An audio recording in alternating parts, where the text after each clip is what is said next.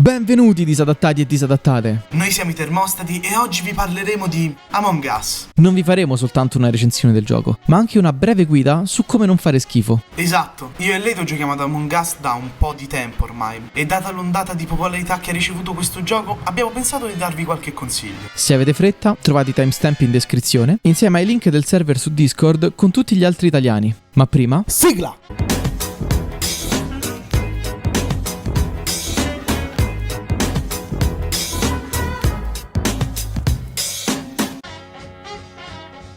Among Us prende tutto il meglio della modalità TTT di Garry's Mod e lo mette in un gioco in 2D. Il concetto è semplice. 10 astronauti sono in missione su un'astronave. 1, 2 o 3 di loro, però, a seconda delle regole della partita, sono impostori e devono cercare di uccidere tutti gli altri senza farsi scoprire. Questo format è vecchio come il mondo. In sostanza è Lupus in fabula, ma nello spazio e senza tuo zio che ti tocca mentre hai gli occhi chiusi.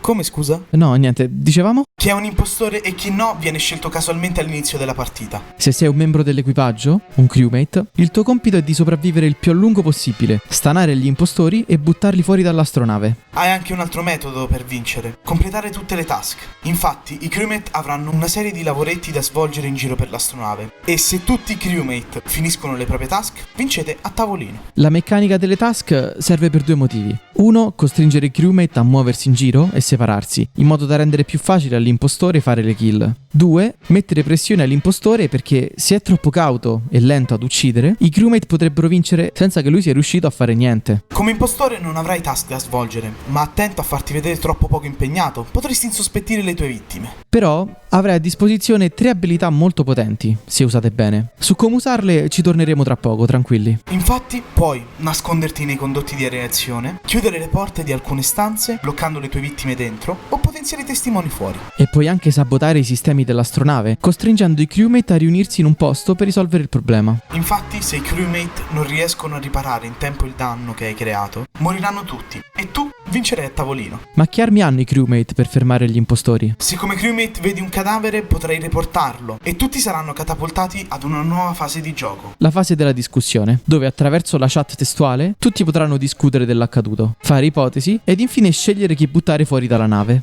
Ma attenti a non sbagliarvi ed espellere un membro dell'equipaggio. Soprattutto attenti a non proteggere un impostore. Devo essere sincero, io non capisco perché non mi danno mai retta. Vorrei vedere, ogni volta che ti accusano gli dici che hanno la mamma puttana.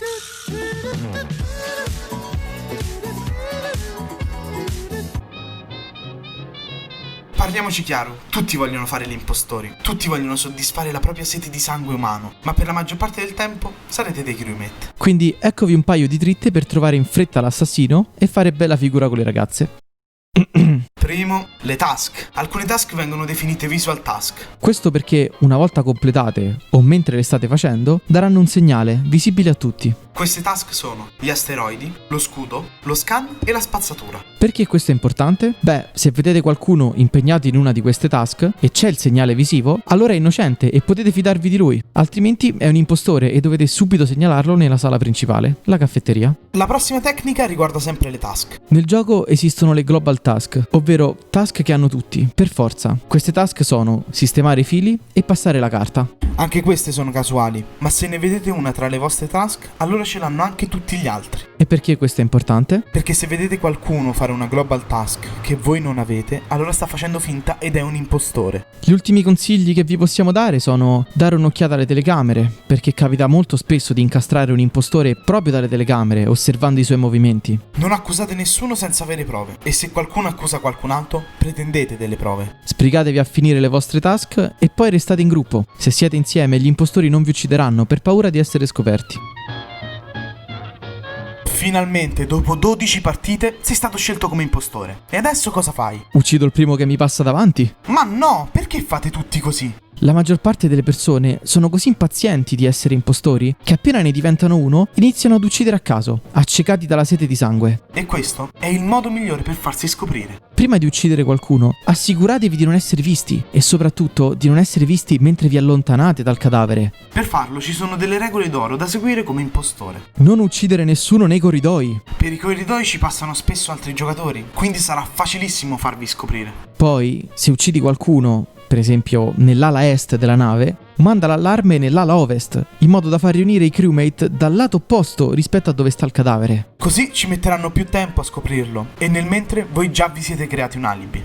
Le stanze migliori dove poter uccidere sono Electrical, Security e Medbay. Ricordatevi però di non uscire dalla stanza a piedi, ma attraverso i condotti. Altrimenti qualcuno potrebbe vedervi uscire proprio dalla stanza dove c'è un cadavere e capire che siete stati voi, no? In particolare, per navigation, date un'occhiata alle telecamere. Se c'è una lucetta rossa, significa che qualcuno le sta guardando, quindi per il momento è meglio non uccidere nessuno. Se ci sono altri impostori oltre a voi, createvi degli alibi a vicenda. Ma se il vostro compagno è stato colto nel fatto, non lo difendete e votatelo anche voi. Se difendete un impostore che ormai è spacciato, sarete subito etichettati come sospetti, no? L'ultimo consiglio che vi possiamo dare è scegliere un crewmate e instaurare un rapporto di fiducia. Magari seguirlo senza ucciderlo o difendendolo quando viene accusato. In questo modo anche lui inizierà a difendervi quando sarete accusati e magari il suo sarà proprio il voto che vi salverà dall'essere eliminati. Quindi, ricapitolando, non fatevi prendere dalla frenesia di uccidere e valutate bene le vostre mosse. Passate del tempo insieme ai crewmate senza ucciderli, in modo da crearvi degli alibi. E trovate il vostro stile di gioco.